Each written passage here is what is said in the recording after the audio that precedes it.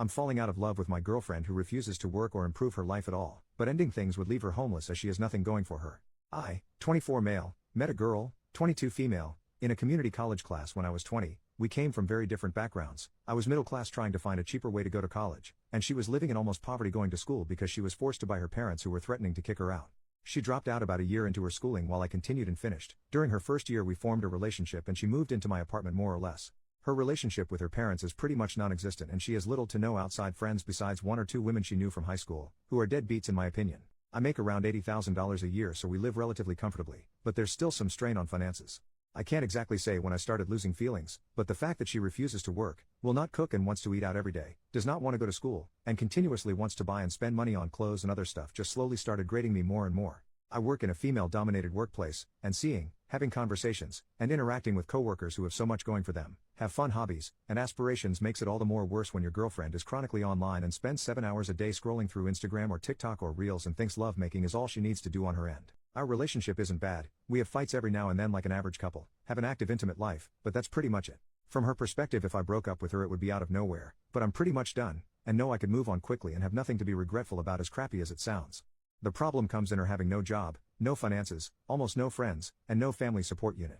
I'm not a monster, I don't want to make someone virtually homeless, but I don't want to be stuck with someone who has nothing going for them either. I don't know what to do. Edit. Thank you for all the advice in this post. I'll talk to her tomorrow about this and start the process of working this out. Update the next day. When I made that post I was having an extremely bad day and didn't expect it to blow up like it did, so I don't think I was able to give her a fair defense. Also I got dozens of messages, ranging from asking me to hand out her contact info so they could take her in as a live-in girlfriend who satisfies all their personal needs, to helpful advice telling me to start hiding anything valuable. When I had said that she had come from poverty, her father is a laborer while her mother also lives a similar lifestyle to how she lives now. Their home is maybe 1,100 square feet and in a terrible place in town, and given her father's past ultimatum, I don't think he will take her back as she hasn't been back home in years. Yes, I have talked to her about this, since January maybe 3 times. Either by gently telling her it would be nice if she went out more to find a hobby at the very least, to flat out saying she was wasting away on her phone and that she needs to get a job or go back to school. Each time she either changed the subject, makes it a joke, or follows through for a couple of days before going back to her usual self. She is a kind partner, who asks me about my day, always tries to make me laugh or lighten the mood when I get annoyed, and generally shows a lot of affection. Which makes me feel terrible when none of that works anymore, and I just see her as another person. Now for the confrontation. Last night when we were both getting ready for bed, I didn't take my clothes off and instead just stood there telling her we needed to talk. At first she was just smiling and jumping up and down on the bed with her knees thinking I wasn't as serious as I was, but eventually she was able to read the mood. I told her something wasn't feeling right anymore, that I've tried to make this work and be patient with her for the past few years, but I didn't know how much more time I was willing to spend waiting for her to get a job, go back to school, or just get a hobby if anything. I told her that it annoyed and grated me that she just didn't seem to care about herself, and that I hated that she had no goals or aspirations. This was probably the first time in a long time she was as attentive as she's ever been during this conversation, and agreed to whatever I was saying, even also giving suggestions on where she can apply, what courses were starting to interest her, and even said I could look over her as she submitted applications online to make sure she wasn't lying. In her head it seemed like I was still willing to make this work, and a part of me believed this would finally be the moment that she would change. So it made the next part even harder for me and for her.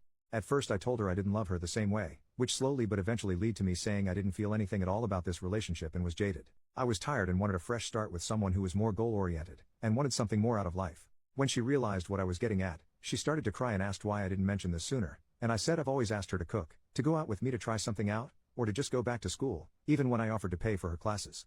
Anything. She said she understands that part, but was upset why I didn't say it was leading to me losing interest in her, because from her perspective it seemed as if I still loved her all the same. She started apologizing, saying she wasn't in the right mental state and saying nothing was motivating her, and she genuinely had no interest in any hobbies. The only thing she liked was spending time with me, which is all she looked forward to in the day when I came home. None of this was really affecting my emotions besides making me feel uncomfortable, so I tried to continue by saying, I think her lifestyle would be better with another person, but she immediately cut me off and became more panicked. She started to apologize again for what she's done and said she would be a better girlfriend, that she would go with me tomorrow to wherever I wanted to go, and would look for courses in August that she could start doing.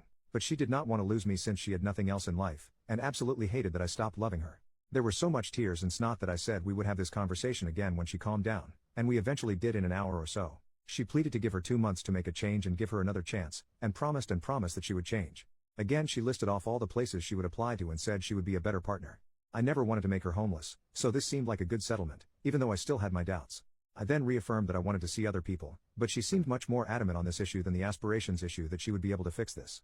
She said just give her a month to try and make the relationship work, and asked me again and again on what she could do to make her love her again, and that she didn't want me to hate her. She said that this was the worst part of it all, in the only person that she had just being done.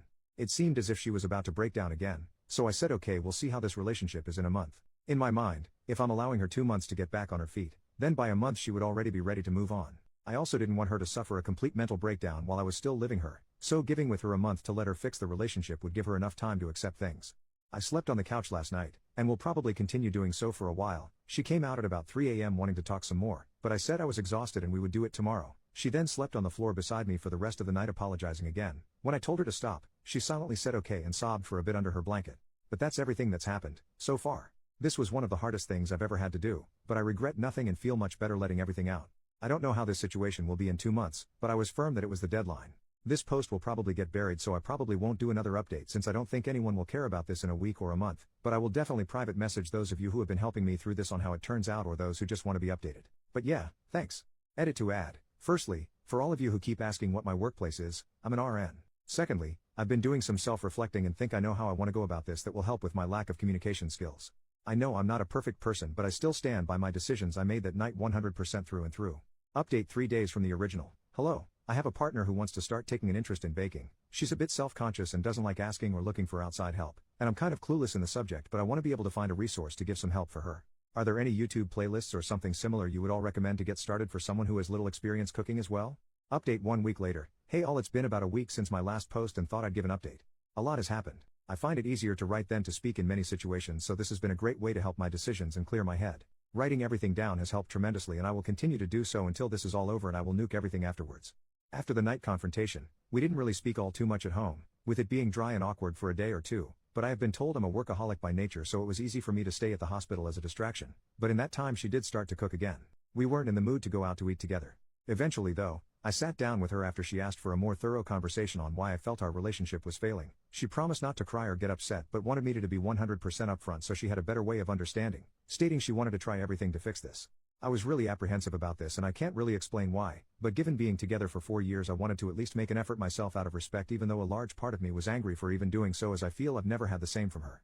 There have been many different camps in my last update, the main ones being kick her out immediately and leave her before it gets worse, try to find a way to fix our relationship, or end the relationship altogether but continue living with someone who would probably become absolutely neurotic. If I was going to let her stay for 2 months, I would absolutely not be dealing with that. I took consideration in all these main advice discussions and read through almost every reply, even the most assumptive, bizarre and downright unhinged Redditor takes. More importantly, I took heavy influence of those who have shared with me their past stories, which either led to them being stuck in loveless relationships for years or eventually being able to overcome their problems and have an even stronger connection. Thank you again for your private messages. I read through a lot of your lives. Now for our conversation. She said she saw something on TikTok where couples put a phone on a table with a timer and wanted to do something similar, for each person to air what made them upset. I said that was dumb. If we were going to talk about our problems, it would be better if there was no time limit. She eventually agreed and said I could go first, asking me first when was the time that I completely lost my love in her. As I said before, it was never one action, but a grating feeling that got worse and worse until it got to this point, and I told her that, so she then asked when was the time I felt the most angry. I said it would take some time to think for me, and she said that was fine. After a few minutes something came to mind. I couldn't formulate the right words at first, but it eventually just started to come out. I told her the worst time was when I was first starting at my hospital. To keep it short, the tempo was brutal. It was constant work with little to no downtime, as I was constantly learning new things that school would have never taught me, while being expected to be able to handle it as a professional. It was without a doubt the most stressed I've ever been, and I feel like other RNs can relate here. That year hardened the way I think now. That hard work does pay off, if you have the drive and the passion. I told her I think that was when I started losing feelings the fastest, seeing her at home doing absolutely nothing. Coming home to no food made, to her not working a job, to her not learning anything, completely stuck to the internet with nothing to show for it. I said it made me even more upset when I had given suggestions for jobs with pretty easy schedules, or to find a new interest in school that would pan out better than last time, only to be rejected at my every attempt. I told her flat out that it disgusted me. She asked me why I didn't make this a bigger issue at the time, that I should have communicated this to her, but I said there's some things that shouldn't have to be said. I shouldn't have to remind her to wash her butt, eat, do something other than mindlessly scrolling on her phone for hours at a day, every day. I also told her that after coming home from the hospital during more stressful days, the last thing I wanted was to spend my time begging my girlfriend to do something productive, so I held my tongue and settled, as she was still nice and caring. I had no other reasons to end it, and so the resentment grew worse from then on. It was around here that I became more mean to my regret now, but I will still input it as I have everything else. I told her that when she dropped nursing, I was upset since I felt that she was more than capable of doing what I had done. But after spending more time in the relationship, and spending more time getting to know her, I knew that with the type of person she was, there was no way she could have ever finished. Which is why I suggested easier and more laid-back jobs, less demanding majors for school. Shoot, even if she just cooked or found an interesting hobby at that point, I would have appreciated it. Still, she chose to do nothing for years. It's just the type of person she was and why I felt done for her romantically over time. She asked me if I hated her, and I said I didn't know. I told her she was very loving and kind, but I hated how she handled her life to this point. That I felt no ill will towards her after airing everything out, but I also felt nothing else. I just felt done and ready to move on. Throughout this conversation we kept eye contact, and there were times it seems like she would break, but like she said she remained as calm as she could while I said what I had to say. I told her I was done and she could say her piece now, but she asked if we could continue the conversation later and locked herself in our room for the rest of the day. The next day we sat down again and finished the conversation. She told me that she thinks she's depressed, saying that she didn't feel sad before that night, just had no motivation of doing anything. I had a couple of messages telling me to ask her to get tested for ADHD, but when I started bringing it up she was very adamant that is not something she felt comfortable with. I knew she didn't like needles or going to the hospital in general, but her flat out refusing to get tested for disorders when I told her it was not at all like a regular hospital visit surprised me. She asked me if she was able to change in her behaviors, would I give her another chance? I said I didn't know, as I felt nothing right now and didn't know if her doing it would bring any feeling back, especially since it took my breaking point to do so. She asked if there was any compromise, and I told her again, if in a month I felt like there was enough reason to stay together I would, but that there was no guarantee that my feelings would return, but I would match any effort she also put out. She was frustrated by my answer, but I said that's how it would be. She gave me a piece of paper to look at that she was working on last night that had a list of hobbies and interests she wanted to look into, the two major ones being photography and cooking again. She told me that she was looking into these while also showing me her phone, giving proof that she was putting in applications on Indeed and Glassdoor for some entry-level positions that she might get hired in. I told her if she was able to show enough passion or interest in these hobbies that she showed, I would not care about her working, just anything to improve herself. But if she didn't do anything at all, then it would be best to look for a new job to help her if she moves out. I've also been asked in private messages if I have any personal friends to talk to. There's two female coworkers I confide some information in given how many hours we work together at our hospital, and who I completely trust as in my opinion they are extremely grounded. They both said I would eventually get love bombed and this would all go back to how it once was, and that I needed to stand firm with moving on. They're very helpful friends who have even offered to let me stay over for a few nights, giving the reason that I would fall for her manipulation if I continued being anywhere near her in their own words. But it didn't feel right since I'm still technically in a relationship, but I said I would consider it if the situation worsened. But again I find them grounded, so I always try to take their advice to heart. Despite numerous messages from you all privately or openly telling me that this will be a mistake, I want to make the attempt to give this one last try. Though I feel heavily closed and guarded and still feel indifferent with our current situation. But a lot of you have told me this can eventually change with enough work from both parties. I have also taken the advice of those saying to cut off lovemaking, which was my intention from the start anyway, by continuing to sleep in the living room. But each day she has been sleeping on the floor right below me even when I tell her I'd rather be alone with my thoughts, telling me this is something she would not accept. But that's everything so far. Next update will probably be at the month mark as there's nothing else I feel like I need to say for now, just waiting to see if things can get better now that we're working on this somewhat.